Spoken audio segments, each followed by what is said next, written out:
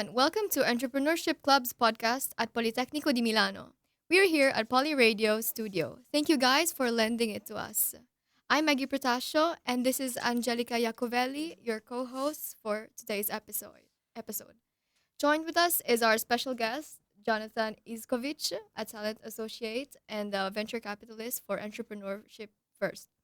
Before we start, let's get to hear a bit from each other. So I'm Maggie. I'm the co-founder of Loopable, a renting platform startup that is dedicated to innovate the renting process and help people find what they need when they need it. I'm also a computer engineering student here at Politecnico di Milano. My fields are digital design, project management, and web development. I am mainly focused on creating web applications.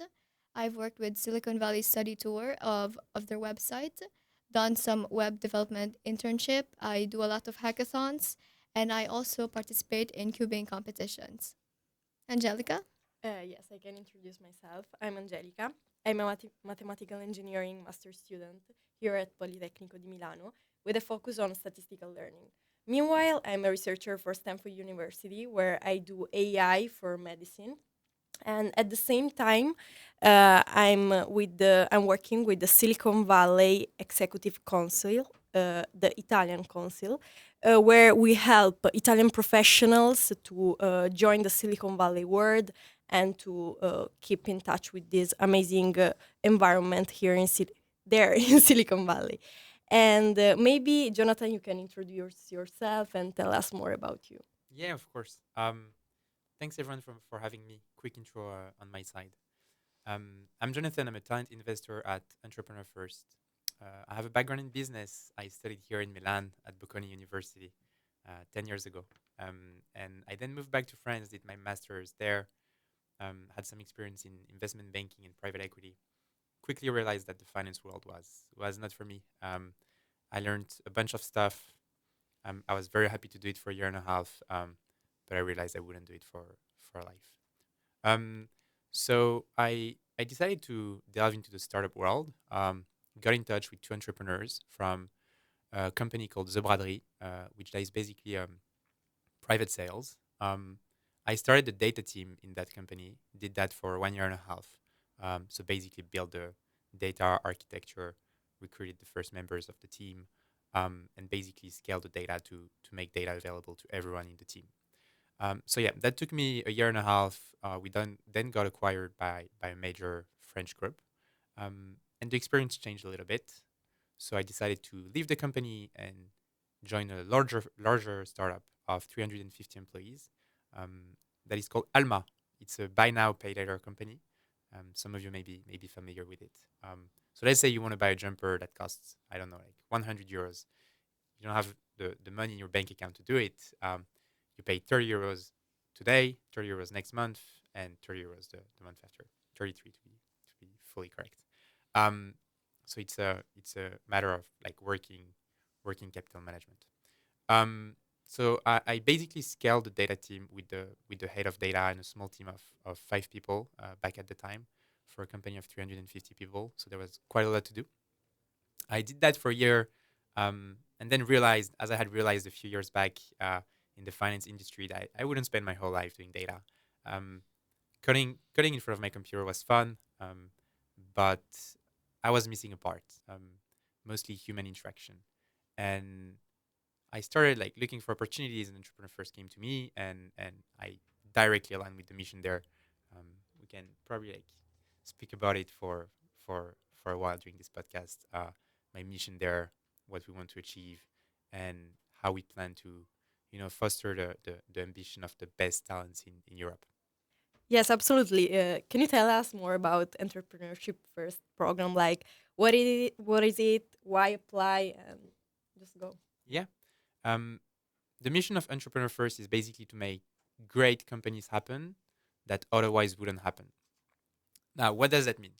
Um, we're convinced that there are a lot of talents around Europe, everywhere, in France, in the UK, in Italy, where we're spending a couple of days to meet exceptional people. Um, there is a bit of information asymmetry with those talents. Let's take the example of researchers. Researchers spend a lot of time in academia working on very specific topics with professors. And that puts them in a situation where they know a lot about a specific topic, um, but are not very aware of all the possibilities that exist out there. Um, they're much into research, spend, if you go for like master thesis and then PhD and then postdoc, you spend something like 10 years in the research world. And it's difficult to be aware of the other opportunities that exist.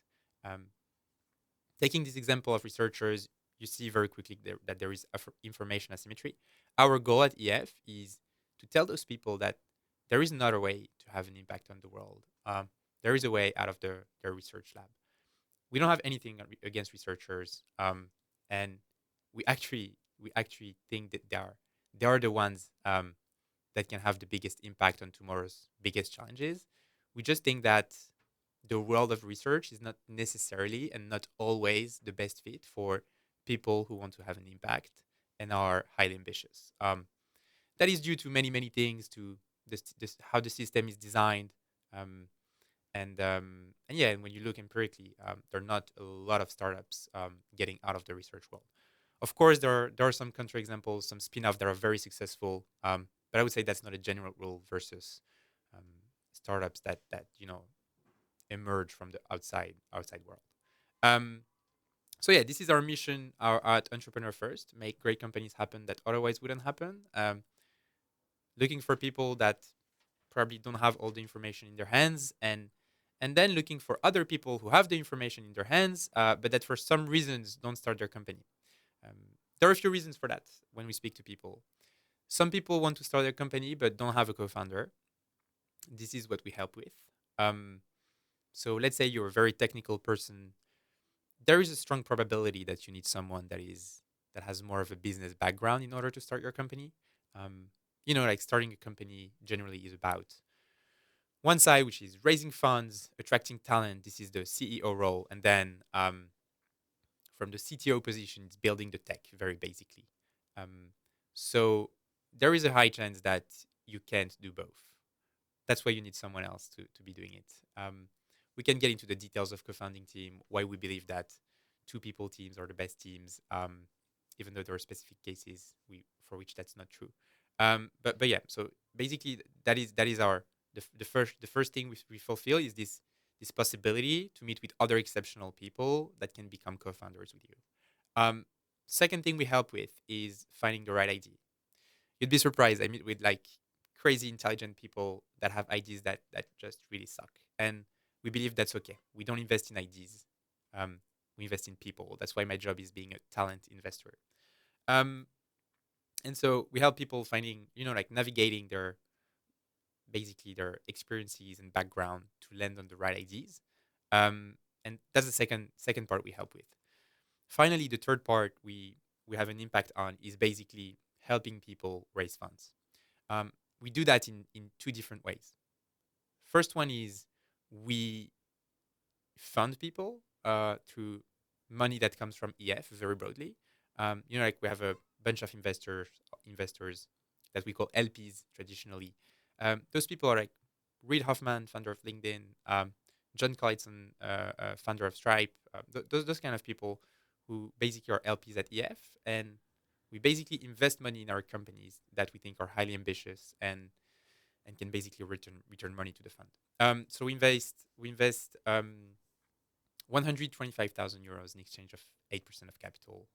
This is our third main impact on people's trajectory and team's trajectory. And we then send our teams to the US, to San Francisco, so that they can raise funds in front of American investors.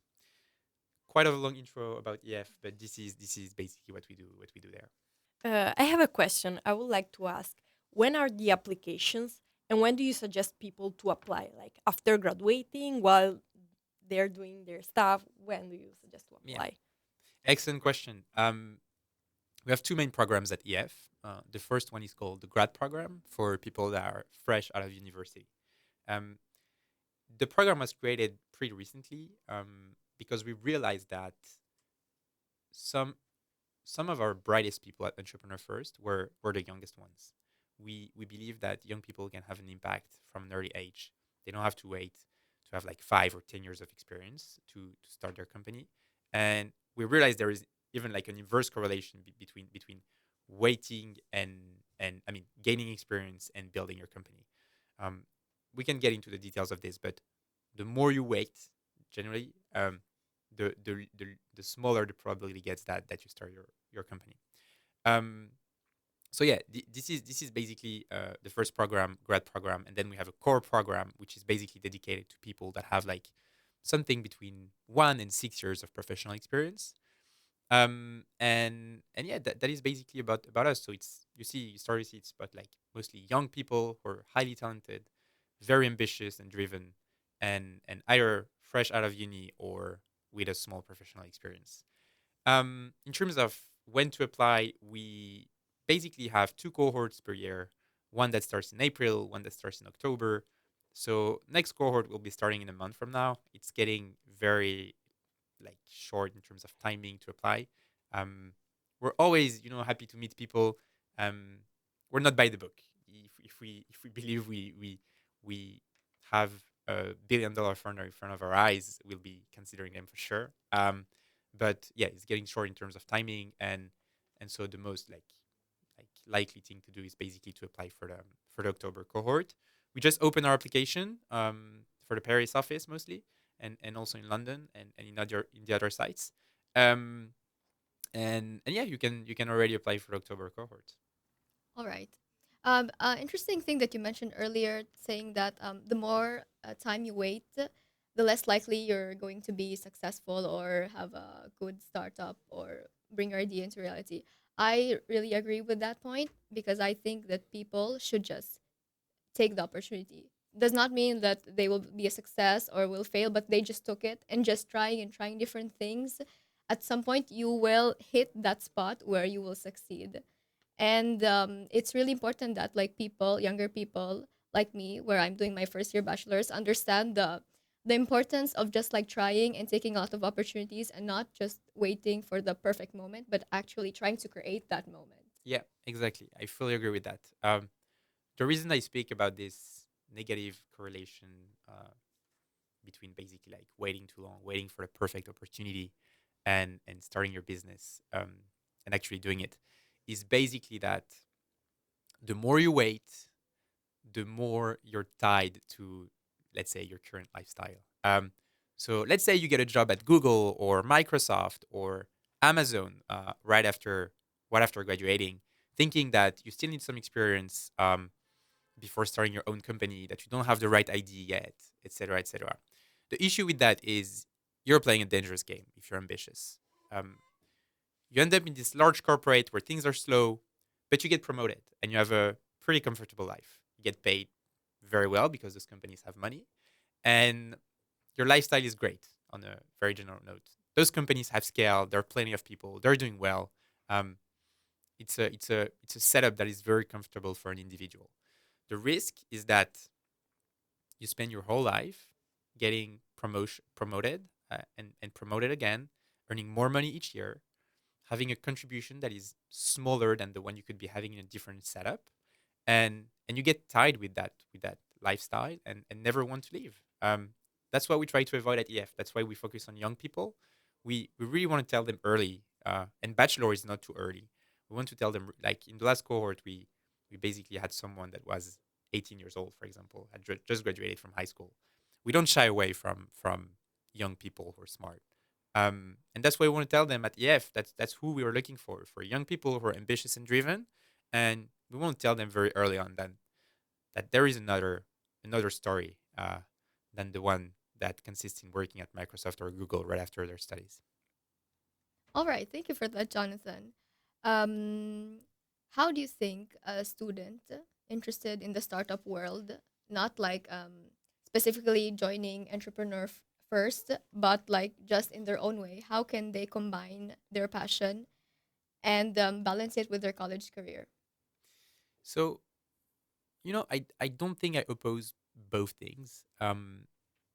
In an ideal world, you should figure out what your passion is before getting into college, and that's a very hard thing.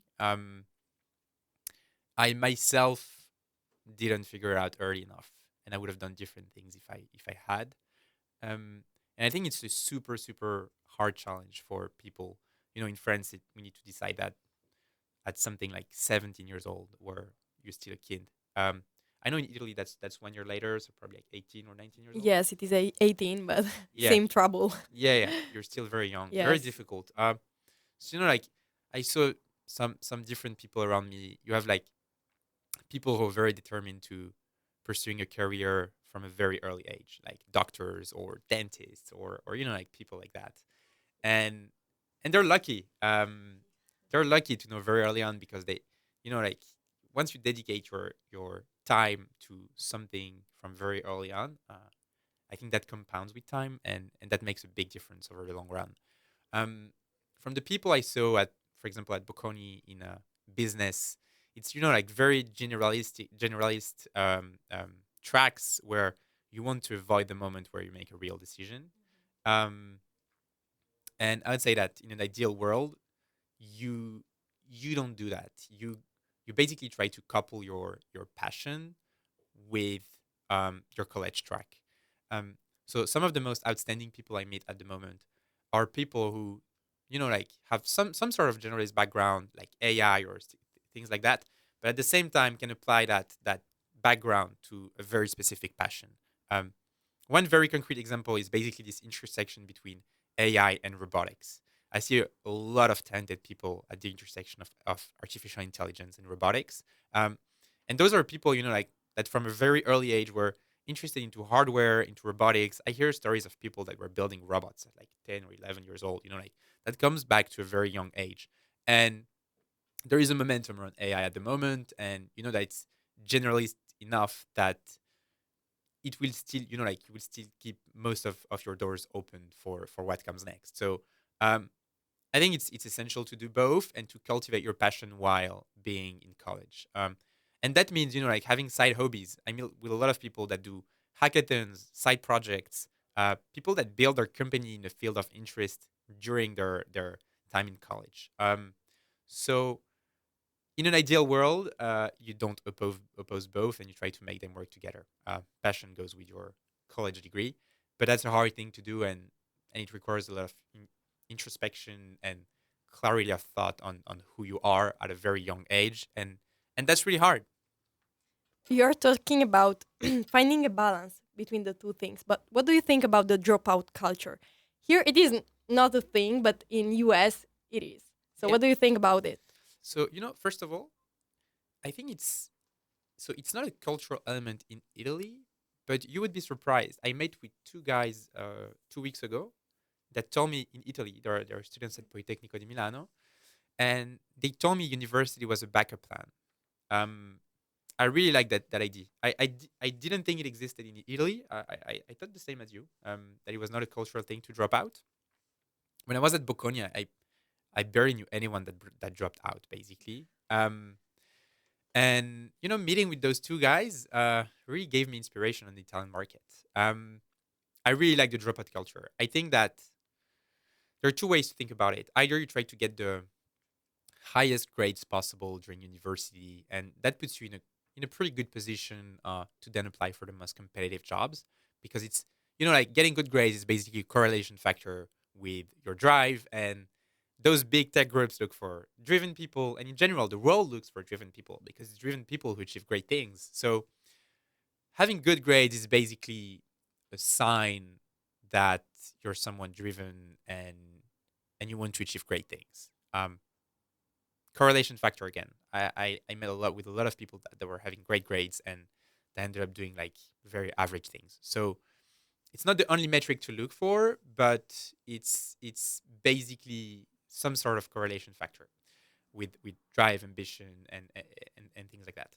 So the first way to go around your university is basically to get the highest grades possible. The second possibility is basically to go for a more, I would say, unconventional path, prioritizing your hobbies, side interests, and like any kind of nerdy project you may have. And that's the second path. My take on where most exceptional talent lies is rather in the second category. Um, people that feel that university is, like, as I was mentioning before, more of a backup plan or more of a side hobby, I would say. And their first hobby is actually what people usually call a side hobby. So yeah, this is where I've met. This is the category where I've met like the most outstanding talent. People winning hackathons, people building robots on weekends. These are the guys I believe that can have a tremendous impact. May I add something? I think like a person studying in university, like yeah, that's cool. You study university, you're learning a lot of things. But one main factor that will make you stand out in the job market is actually your passion and hobbies, the things that you don't learn in university. And I really agree with what you said that I guess the second type of person could possibly exceed more than the person that always gets straight A's but does not have any side projects or passion. Yeah, yeah. Here's the thing. If you want to stand out, you will never stand out by getting good grades. A lot of people had good grades before you. A lot of people have good grades at the same time as you. Good grades will definitely help you get into those Google and Amazon and things like that. Um, but having like real interesting side projects will interest people because you will stand out through doing different things.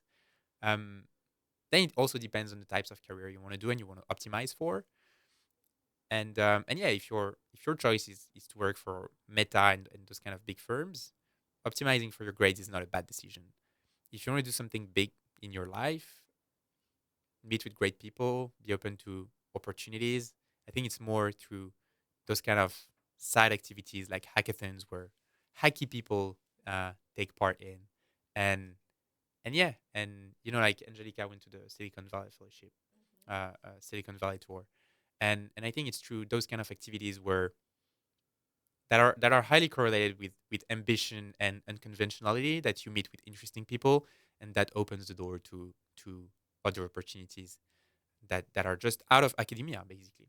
Yes. Sometimes it happens that people have ideas and they want to do things, but they're like, oh, I will do it after the university. Now I have to focus on studies. And sometimes they have great ideas, but they are alone and they are in a bubble. So, what do you suggest to people that have an idea but does not have don't have a co-founder? Yeah, so when you want to start your own thing, it's really important to be in the right ecosystem, I think, for several reasons. First of all, I believe that your level of ambition is highly dependent on the ecosystem you're into. If I put you around a bunch of people who don't want to do anything with their life, there is a probability that is not negligible that after a few months with them, you will be frustrated at the beginning, but after a few months with them, your level of ambition will decrease and you will start seeing life under the light of something that is not to be, like not ambitious. If instead I put you in front of people who want to achieve great things, change the world, have an impact on climate change, um, work on a solution that gets humans closer to AGI or whatever, at that point you will probably raise your level of ambition or feel uncomfortable, and that means you probably don't have ambition inside you. So I think one of the great things to do once you have an idea is to get out of your bubble of your inner circle and try to meet peers, and that's what we're all about at Entrepreneur First. Getting to connect amazing people together. We believe in the power of connecting outstanding people together. Um, so yeah, that's how I feel like you can raise your level of ambition and just like pursue your ideas and don't get discouraged by people who don't have the same level of ambition as you, as who have a different level of ambition as you. Sorry. That's interesting. So, what traits do you look for when investing in people so that I can find a good co founder? Yeah, that's a very good question. That's what we're all about at EF. We spend days in days out thinking literally about this kind of stuff to make sure we identify the right talent. Our job is basically to identify people who are well under the radar. They haven't been identified yet by big groups like the ones I've been speaking before. They haven't been identified by investors. They're just like under the radar, still studying at university, like you. And our goal is to identify those people. How do we do that? We try to get deep into people's personality, and again, we play a game of identifying correlation factors being with being like a great founder, basically. Um, and those traits vary depending on what your role is. Let's say you're like someone who has a business background or who has like commercial skills. There is a pretty good probability that if you want to build something, you will end up being a CEO. Um, you know, the CEO's role is basically two things, if we summarize it very broadly. First thing is attract talent. Second thing is attract capital. You need money basically to pay for your talent, and you need talent to convince investors that if they give you €1, you will return them €1 20. Um, so you need those two things. In order to do those two things when you're a CEO, you you can basically summarize these two.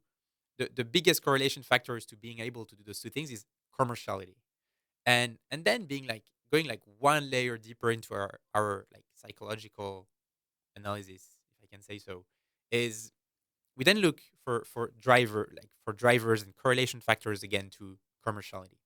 Um, and that can be, let's say, like charisma, magnetism. So you've probably met those kind of people who have a high dose of followership. Whenever they say something, people listen to them. That is highly correlated to commerciality, to convincing investors, to convincing clients to speak to you, to building a level of trust, to giving vision to your employees to bring the most amazing talents. Um, that goes back to magnetism, charisma, which themselves are very, like broad notions, and there is no mathematical equation for defining someone who's charismatic or magnetic.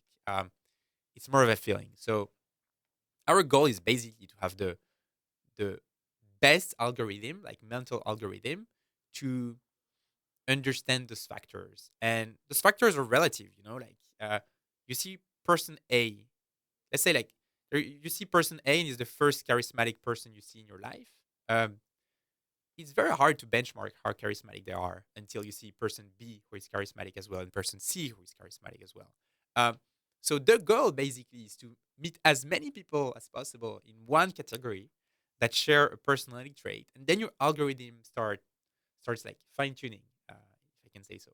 And you realize that actually person A is not as charismatic as person B, and probably much more than person C, etc., etc. And after seeing like it's a volume job, it's a people volume job. Once you meet like 500, 1,000 people, and you can finally benchmark um, those traits, you start understanding what is strong charisma, what is weak charisma, and and people who are truly like outliers. We're looking for outliers every day. People who are outliers stand out to your eyes. I got deep into the CEO profile, getting into commerciality, and charisma and magnetism and the drivers of all of this and that. It's a whole different story for CTOs. CTOs are usually technical people. You can think of anyone around you that has like, I don't know, um, a degree in computer science that then went to for a PhD and that research a specific topic. Um, those guys have like a very strong technical differentiator, and that's what we look for mostly in them. We try to understand whether they're in the top 1% of their tech so that they can have an unfair advantage related to that tech compared to their peer founders. Um, and at the same time, like CTOs are going to have to lead teams and give vision for their product most likely, and yeah, and embark people like technical people on their journey. And so they need to have this kind of vision and some sort of charisma as well to embark those people. But I would say that it's behavior is less of an important thing for CTOs. And some of the greatest CTOs I see are people that are like sometimes not very extroverted. They like doing nerdy stuff. They're deep into a tech. They dig into like those kind of rabbit holes that no one wants to dig into, because they just love it. They're passionate about like, I wouldn't say weird things, but like very specific things. And when you want to have an impact on the field and be in the top 1% and stand out from your peers, you cannot be thinking about those topics on a very general level. You need to really be deep into them. So that goes with a sometimes with a dose of like personal um, introversion, if I can say so. So very different profiles from CEO to CTO. A lot of different drivers, and this is basically what we try to think about every day to identify the most exceptional talent. Since you were saying that there's not an algorithm, can you share with us a story where you were betting on a person and it was a successful story at the end? Yeah. One example that comes to mind is from our 2023 cohort from at Entrepreneur First. Um, I won't say the name for confidentiality for sure, but there was that guy that was highly commercial. When I was speaking about magnetism and charisma before, he had that definitely. But he went on trying teams in the program and pairing up with CTOs um, that didn't show his real level of productivity for some reason. Sometimes they were not complementary. Sometimes the CTO was suboptimal to that person. And it would have been easy to lose faith in that person because he wasn't showing like great founder skill in the program. But that was really, really uncorrelated to his founder potential. That was just like a situational thing. And like again, our job is talent investing. We're all about talent. And the important thing was basically to go back to the roots of what made that guy outstanding. And what made him outstanding was his capacity to potentially one day convince investors, convince people to join his company. And like I, s- I stick to that. And we realized he was a great founder when he once he found the right co-founder. We ended up funding him at investment committee. Investment committee is the moment where we basically fund our teams. And so far he's been like a great CEO. So let's see what the future holds for him. All right, thank you for that, Jonathan. I guess now we'll take a quick break and come back with this interesting topic. Back.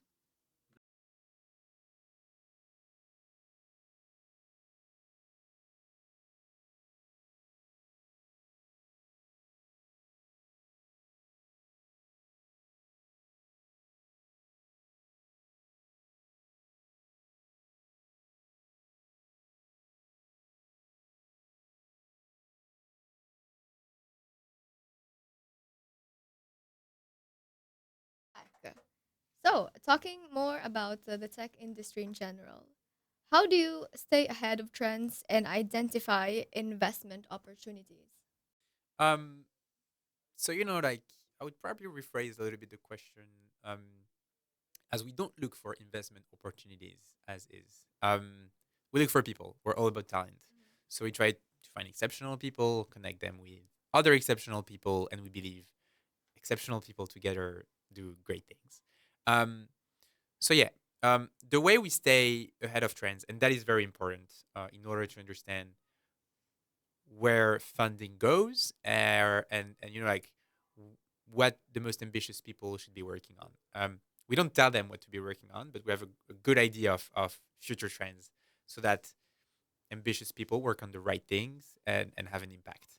Um, I have a very generalist profile. I don't go deep into one field in particular, but we I obviously like follow very closely all the AI trends that are going on at the moment. Um, the way I stay updated is first of all following the right people on Twitter. That is like a trick I have. I follow some important figures, get into rabbit holes and threads, and try to understand um, what are the important trends at the moment and where things are going. And then I have a subscription to some newsletters that I think are really really great. Interconnects by Nathan Lambert is one of them. State of AI report is another great newsletter that you probably have like on a weekly basis, and that s- keeps you updated on the main trends. Um, and then like just speaking to people. I my job is genuinely to speak to people that are deep into a research topic, and by genuinely being curious about what they do, you just learn a lot because they're the people who know. They're the people who are into the tech, into the field. And then we're lucky enough to have some amazing people at Entrepreneur First.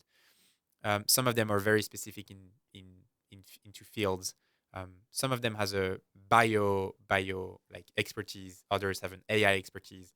They develop theses on where they think things are going and stuff like that. So just by interacting with my peers at EF, I also get a better vision of where things are going. All right. Thank you for that. What do you think about the fact that people say that the best startups are the least sexy ones? What do you think about it? I agree a lot. I agree a lot. There is a trap going for the most sexy startups, because if it's sexy, there is a high chance that people have thought about it. Um, like the way I think about great startups is basically they usually emerge from a secret, from something that was non-obvious, and sexy is something that is quite obvious. You can spot sexy. Um, So I think by going into either like unsexy industries or touching things that people have not dared touching before, speaking to customers that no one has spoken with extensively before, and figuring out what their true day to day is, what their true problems are. Only then you can understand where their real market opportunity is, and so I pretty agree with that sentence that unsexy markets are good. Then I also see great founders succeeding in more sexy markets. I think the way to think about it here is the way I think about it on a very personal standpoint is don't get into too much of a large market to start with. And if you're looking for a sexy thing, there is a probability that it's already a big market. So not certainly, but probably. And the way I go around this is basically try to find a niche market, something that is pretty small, that you can penetrate and that is potentially unsexy. And starting from here, try to grow into a larger market. Try to reach a wider customer base. What you must get right is basically this transferability between niche market and broad market. You need to be convinced that there is a path, from going to this small market to this large market. I see. And talking about the best type of startups, one thing that is super important is gathering feedback from actual clients, from people. What do you think is the best strategy to do it? Um, so from experience, I see a lot of people building MVPs before speaking to customers. Um, I'm a bit like being broad here. Some people think they speak extensively to customers and then start building an MVP. They actually don't speak extensively to customers.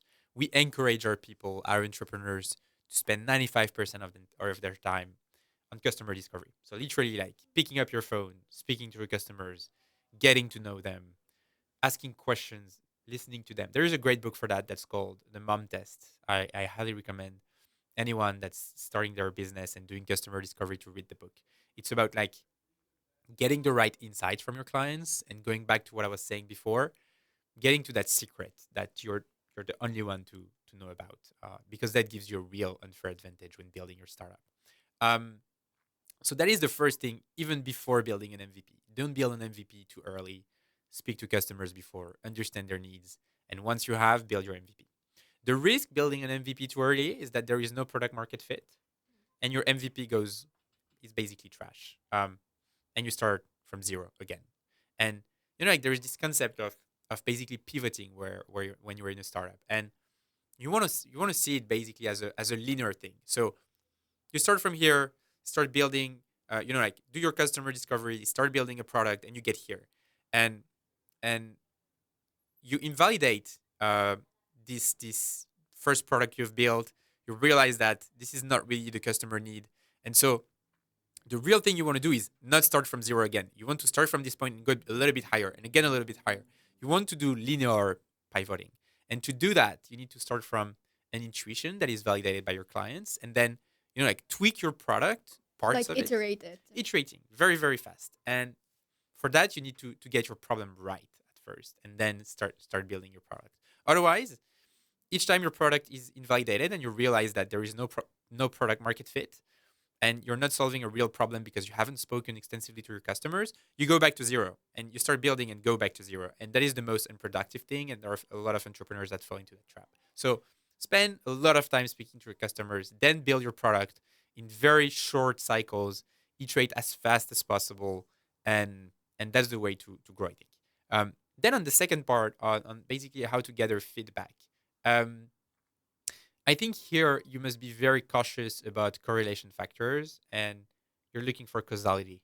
Um, I see a lot of people shipping, like 5 features at the same time, and then they see that, um, like user retention or rates that they track to see how much people use their app are good. And they're like, okay, it means that this feature is good or that feature is good. Like once you ship 5 features at the same time, you don't know which one is having an impact, a positive impact, which one is having a negative impact. And you're falling into the trap of correlation here. You must look for causality, and the best way to do it is basically to test one feature at a time. Obviously, A/B testing is one method to do it, and that's really really important. And then on a more like generic note, it's just about speaking to your customers, asking them how they interact with your product, what they like, what they don't like, building features that matter to them that they ask for. There is a trap with really smart people, and they're usually the ones building startups, which is that they sometimes think they know better than their customers. They have experienced the pain themselves, and there is some very very little traction at the beginning. And since they have themselves experienced their pain and there is a little customer traction, they think they're on the right path. Reality is they haven't spoken to many customers, and what seemed like customer traction after 3 months is actually not customer traction after 2 years. And you realize that you had 5 clients after 6 months, and I don't know, like 10 clients after 2 years, because there was no scale between your early adopters and a larger customer base. So don't assume that you're right. Don't assume that the pain you've experienced has been experienced by other people, and getting to building your product. Have an intuition, that's great. Have a hunch, but then confront it to reality. Speak to people, see if that problem is shared, see if people are ready to pay to solve that problem. At EF, we talk about like hair on fire problems. So literally like problems that put fire on the hair of people. Um, and once you have found that hair on fire problem, it's very likely that people will be paying for it. So it's mostly like getting chronology right here. Speaking to customers, then releasing a first very, very basic product, even if it's far from being perfect. That's okay. It's far from being perfect, but it's okay. And then iterating on very short cycles to make sure you don't get things wrong, and asking for feedback, basically. So we just talked about iterating and gathering feedback to have a better product. And in the case of this company or this startup, actually improve the product and they have it out in the market, is it necessary for this startup to demonstrate revenue or sales before seeking investment, or can a good user base show market interest? Um, that's a good question. I don't have a final answer. I think like if you go back to the macro vision of what a startup is and how you collect money and how you get funding, because that is your question, what attracts funding, you need to understand people's interests. VCs give you money, give you €1 and expect you to return €1.20, because that's how they will pay their LPs, who are themselves investor in the fund. So everyone has their interests. You have the LPs that give money and expect money back. You have the fund that invests in entrepreneurs and that expects money back. And these are basically people interests. So final goal is helping funds bring that 20 cent extra from the euro they gave you. The question is how you do that. There must be a path to monetization. That is something that's really essential. If there is no monetization, you're not going anywhere. So in very early stages of startups, the path to monetization is not clear. Um, and that can be a problem because you can have customer traction, but no path to monetization. I see it as a problem, but if there is a need, if there is customer traction, if people really, really are attracted to your product, there is a high chance that they would be willing to pay for it. It will be an easy fix. it will be an easy fix in some sense. And so once you have customer traction, I would say that path to monetization is easier. There is a willingness to pay from your clients, and so there is a chance that you can make a business out of it and return the 20 cents to your funds. Mm. So do you think it's more recommendable to do the path of users first and then getting monetization, or just pitching to everybody to get monetization first and then building that user? Yeah. Um, like some business are more straightforward than others. You take Uber taxi driving app. Um, they take a commission on every ride. Pretty straightforward business. They make business. They make money from day one. You take Facebook in the very early days. That was about connecting people.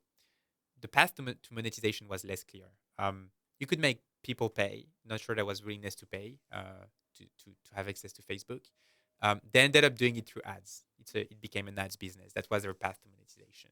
Um, so yeah, I think the most important thing is solve a problem people need. Fall in love with your customers so that you solve the problem as well as possible, and then try to see if there is willingness to pay for it. And if that's the case, it means that the problem is really urgent, and yeah, there is a path to monetization and then to raising money basically. Mm, I see. Very interesting. And so the startup already has a user base, and now they will focus on pitching, right? In your opinion, what are the most overrated and underrated factors that entrepreneurs focus on when pitching their startups to investor? Yeah, it's funny that you mentioned that because we're currently sending our entrepreneurs to San Francisco. They'll be pitching in front of a panel of American investors, so we're all into the preparation of their pitch. There are quite a few things here that entrepreneurs can get wrong about fundraising. Um, First thing is, I think people once you've been working for three months in EF case, or 6, 12, 18 months sometimes, you're so deep into your topic, you speak about it day and night to your friends, to your co-founder, to your family, to everyone, that like you have a level of understanding which is way, way higher than anyone else, and you start assuming that everyone understands your problem as much as you do. Okay. um, that's a trap. Investors are usually non-technical people. Some of them are. Some of them have theses of investment which are very specific on sectors in particular. But some others are very generalistic, and you must assume that they're not technical people. So first thing that can be a misconception for people is basically they try to get too deep into their topic and pitch their idea as if they were pitching to customers rather than investors. Customers understand your problem really well; they experience it every day, so they probably understand your solution as well. Investors is a different story. So when you pitch to investors, not to customers. Um, you do not want your investor to leave the first slide of your presentation without understanding what you do. This is like super important. If they don't understand what you do, they cannot invest in your company. That is basic things. So be as clear as possible about that. And then you need to be very targeted about what you speak. You must speak about like the most core topics of your business and what differentiates you, what puts you in a unique position to win the market, what gives you an unfair advantage. And there are a few things for that. So first of all, speak about your team. Okay, how does the intersection of your skills put you in this specific position where there is no other startup in the world that could be built at the same time as you and win over you? Second thing is traction. Like VCs look for people that have a sense of urgency, that want to change things fast. If you want to do that, you need to have a sense of urgency, and that's very linked to traction. Okay. Let's say there are two teams working in the same space. Both of them have like good skills to be building. So let's take a very concrete example around LLMs. Two people that have worked at, I don't know, Fair, Meta, or whatever. They probably have these technical skills that allow them to be well positioned to innovate in the LLM space. Um, and let's say one of them has built like his first MVP in 3 months and has started generating some customer traction, while the other one has taken 12 months to do it, has not generated customer traction, is moving slower. There is a huge difference between both. And investors are looking for get goers, people that get things done actually. Um, Building an LLM was not a good example because you cannot build an LLM too quick. But like in adjacent field to LLM, like I don't know, like AI safety or whatever, you can build things pretty quickly, and speed matters a lot. So customer traction and what you have accomplished over the first 3 months is something that's very important. Um, then your capacity to attract to gather unique insights is something that is very important too. Um, Again, going back to the secret part, you need to understand something other people don't understand, haven't understood about clients. That is basically your unique insights, your secret, and you need to show that. You need to be not controversial, but like to find things that others haven't found. Um, then another thing that it's important to do is market size. And here, don't give a number. Some people say, I work in this or that space, it's a $60 billion market, and they move to something else. No, work bottom up on this. Explain why it's a $60 billion market. Explain how many people there are that share that problem. Explain why they would be ready to pay for it and how much. And work on the market size from the ground up, from the like most basic figures, fundamental figures and drivers of your market size. Um, it's very easy to fool people that don't know about your market, that your market is big. Investors don't care whether it's a $40 billion market, $60 billion market. They want a huge market, of course, but they want to understand how you get there, basically.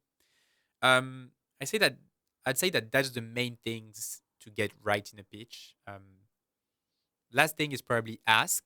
So at the end of the pitch, explaining why you need money, what you plan to do, and having a clear and defined roadmap on where you're going. That's probably the last most important thing. Mhm. That's really interesting what you were saying about the thing. Is there anyone else that can do it? Because sometimes you want to start, but you always know that there's a big player. There's a biggest player that can do what you want to do. So I don't know. It's difficult to understand if you are the only one that can do that. Um, so I think like competition is not necessarily a bad thing, and some people think that it's not worth building in a specific sector because competition would kill them. Um, Competition is not the first thing that kills startups. The first thing that kills startup is people not wanting your product. If you build something no one wants, no one is gonna ever pay for it, and you're not going anywhere. You're never gonna make money out of it. Path to monetization doesn't exist. No one is going to be willing to give you €1 because they know you won't return €1 and 20, since no one is willing to pay for your product. So what kills startups is people not wanting your product. Competition doesn't kill startups. You can win the competition. Then like Peter Thiel in 0 to 1 argues for blue oceans and that you must find ways to innovate in an environment where there is no competition. That's ideal, and that can be found through finding your secret, your non-obvious insights, and potentially being like specific enough in a subsector where no one has ever thought of going before, or no one has found a need or solution to the need before. So that's a great way to think about it. But there are other ways in which you can do great while still having competition. One case is, for example, you want to build in a space and you have a competitor in the US. The time for this competitor to come to France, for example, or to Italy, you probably have the time to acquire a customer base. And then there are a lot of considerations that come into play. Uh, what are the switching costs for your clients? So once your competitor comes to Italy, uh, how difficult it will be for your clients to change from your company to your competitor that has started building before and that can potentially have a product that is stronger than yours. So there are a lot of factors to consider once you get into a market where there is dense competition, but that is not the worst thing that can happen to startups. And again, once you think about competition, the question is also, what is your tech differentiator? Is your CTO differentiated enough so that you're confident that you will win against competition? Um, and that implies, like going around a problem through a different angle through a tech that is a little bit differentiated, for example, or having a co-founder that is so specific on a tech, has figured out things that no one has figured out before, that you're confident you're gonna outpace competition. So there are ways to think about competition. Ideally, don't have any competitor, but that's sometimes hard. And if you engage in a game where you have competition, make sure you have the differentiating factors, the unfair advantages that help you win the market.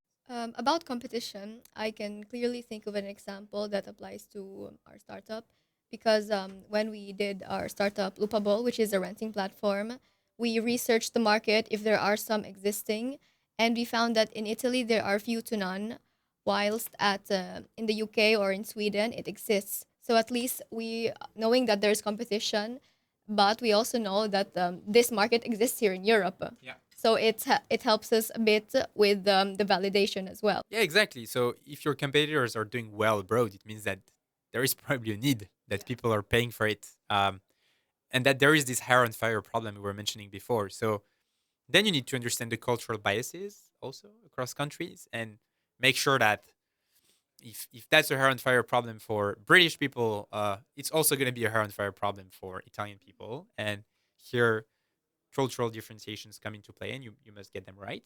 But yeah, on a very like general level, if that works in the UK or in the US, it probably works in Italy as well. And people share those problems, and people are ready to pay for those problems to solve those problems. And so, if you start it and start growing your customer base before your competitor gets in your country, because your country is not their priority, you have some sort of a first mover advantage in your country. And then we get into the thinking of switching costs and stuff like that to see what is your long term play. Mhm. Like it was interesting before that you were discussing about the errors, common errors in the pitching phase. Do you have any other advice or some common errors in early stage startups phase? Yeah. So I think that one of the main mistakes I see great people make is working on a solution rather than on a problem.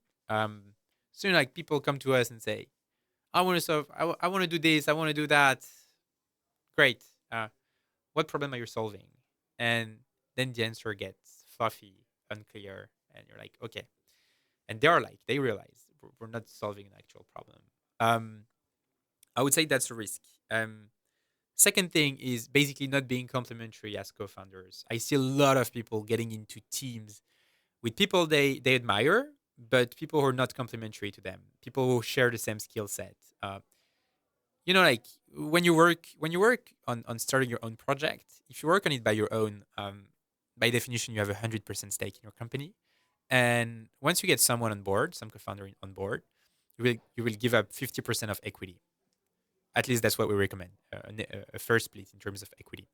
Um, you want to make sure that the 50% you give away to your co-founder increases by two the valuation of your future company.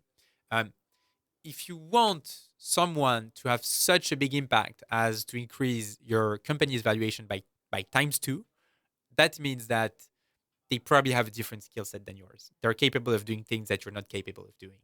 Um, that's a way to think about it, basically. So that is a second mistake people make. Get on with people that are available at the same time as them to build. They're friends with, so they're comfortable spending the next 5 to 10 years with them, and they admire them. That's great. And those are things you should be looking for. You want someone that is available at the same time. You want someone that you admire, and you want someone you're ready to spend a lot of time with. But there is a fourth factor that is really important, which is basically complementarity, and that is what truly increases your odds of success and positions you very uniquely to tackle a market and win a market. So so yeah, that's the second thing people get wrong, I think. And then a third thing that I see in first time entrepreneurs is basically optimizing for the wrong things. Um, you know, s- don't have a business card before knowing your customers by heart. Um, Having the whole merchandise, yeah, exactly, t-shirts. exactly.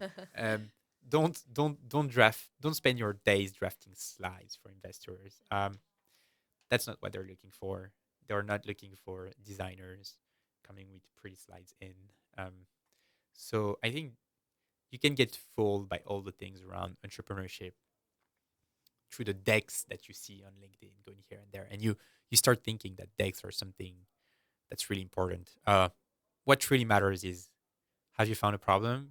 Are you the right team to tackle it? And do you have customer traction and people ready to pay for it? and that's totally unrelated to having a business card, drafting slides, having merchandising, or stuff like that.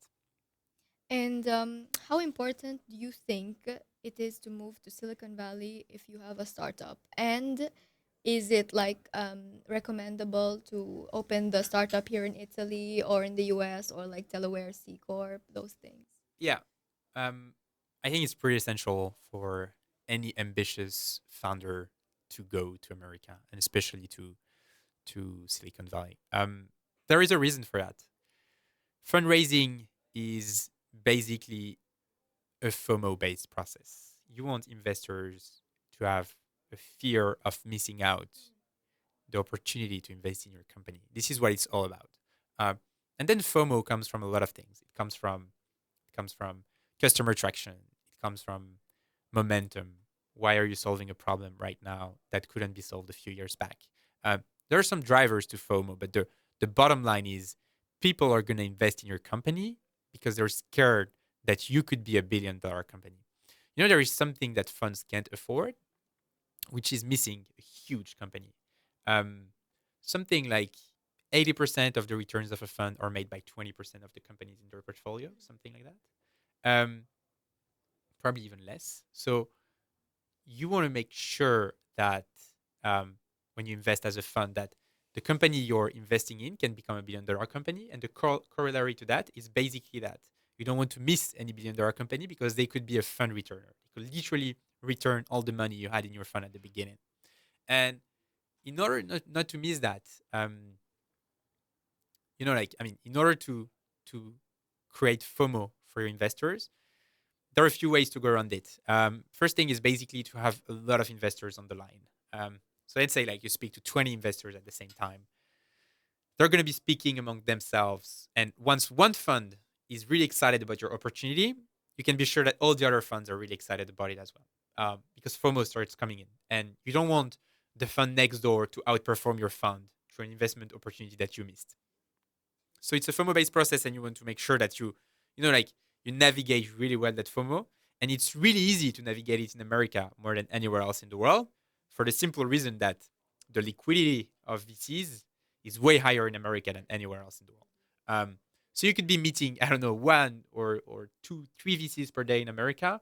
If you go to, I don't know, I won't be speaking to a country in particular, but if you go to Southern Europe or people where, I mean, countries, sorry, where VC is not developed enough, you will have a harder time reaching that liquidity, and the FOMO sensation will be harder to create.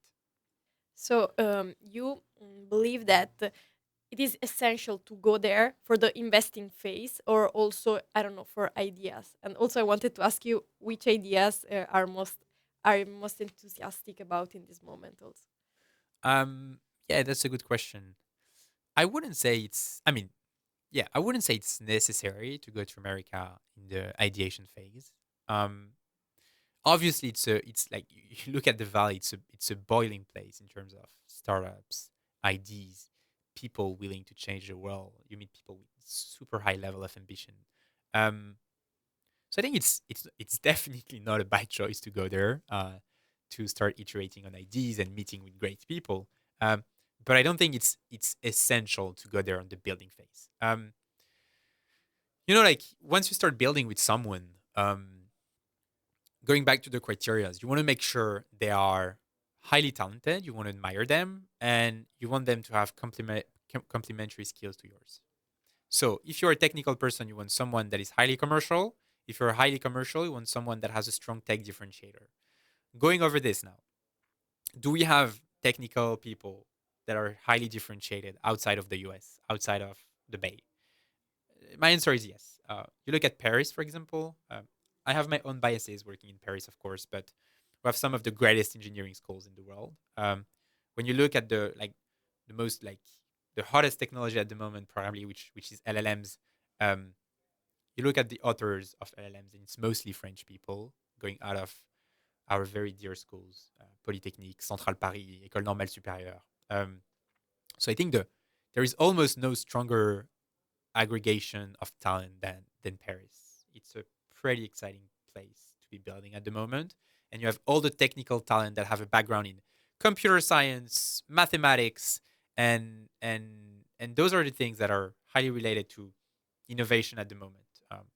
If you want to be a pioneer in LLMs, robotics, AI in general, you need to have a strong computer science and mathematics background, and this is the case in Paris. It's also the case in London, of course. It's the case to some extent in Germany, in Italy, and that's why we're here over these couple days. Um, so yeah, I would say like for the fundraising process, essential to go to the US because there is a liquidity of investors that you can't miss out, and you just like don't find it in any other place in the world. And that's why we have opened a hub in San Francisco in order to give the possibility at EF to our entrepreneurs to have access to that pool of investors. Um, but in the earlier phase of your product, you're just looking like mostly for talent and to generate customer traction. And for that, you don't need to be in the US. It's nice to be in the US. It's an ecosystem that favors building great things. That there are cultural biases that push entrepreneurship, but that's not the only place. And that's what like you have American entrepreneurs that decided to come to Paris, for example, to start their company. Poolside is an example. Um, so yeah, and then regarding the second part of your question, which is what The ideas you are sectors? most yeah, Yeah, sectors I would say you are most enthusiastic about. yeah. Yes. So I think there are quite a few sectors that are hot at the moment. One sector I'm really passionate about is AI applied to the world of physics. You see like things like meteorology, like weather forecast and stuff like that, um, are all traditionally covered by very standard mathematical equations that require huge computational power to figure out metrics and stuff like that. Um, and we realized pretty recently that machine learning was great at doing that job. ML doesn't really understand the like the fundamental of the physics world, but it's good. It's doing a good job at predicting those things and weather forecast and other physical things. So I think that ML applied to the physical world is something that's pretty exciting. Um, then like we've seen a lot of things going on in terms of AI and large language models applied to customers in general. I mean, distributed to customers in general. Something we've not seen yet is machine learning applied to robotics, and I think we're moving towards that. And at EF we look a lot for people that are at this intersection between machine learning and robotics. Um, so this is a second sector that's going to be quite hot in the next few months, I think. Um, and robotics in general. So I think there will be something hot in between software and robotics. So basically providing the software and the AI to make robotics work, but also like literally building the robots. So people working in either of those fields or at the intersection of those fields are in the sweet spot to innovate in the future, I think. Um, and one other sector I'm pretty excited about is climate tech. Like if you manage to reduce carbon emissions through technology, I think it's a big win. It's one of the most important problem going on in the world right now, and we're starting to see some innovation that have impacts on this climate change issue, and I'm pretty confident that will go away through technology. Okay, thank you, Jonathan. So, to end this podcast, could you kindly share one thing that you learned from today? Um, so like we're speaking in the break together, and I realized that there are a lot of Italian people who are highly talented um, that want to expose themselves to the world of entrepreneurship, and there are some cultural biases in Italy that don't favor entrepreneurship as much as other European countries or America. That's probably the greatest example. Um, but yet there are a lot of talents here in Italy, um, and those talents usually want to expose themselves to the foreign world, like to foreign countries, and they usually leave early to like America, France, England, those kind of countries where cultural biases are like negative cultural biases are not as strong, and they want to have another view on the world. We're mentioning the Silicon Valley Fellowship before. I think that's a great initiative by Italian people to show talented people that there is another face of the world where you can innovate through your technical skills and have a real impact. And so yeah, that's my main learning. I think great Italian talents here in Italy at Politecnico di Milano and many other schools. So looking forward to meeting a bunch of them here during these couple days, and to see that the country is basically on the right path to innovation. All right. Thank you, Jonathan. Thank you, Angelica. And thank you for Entrepreneurship Club Politecnico for inviting us here today to have this super insightful discussion. Amazing. Thank you, everyone. Thank you. Goodbye.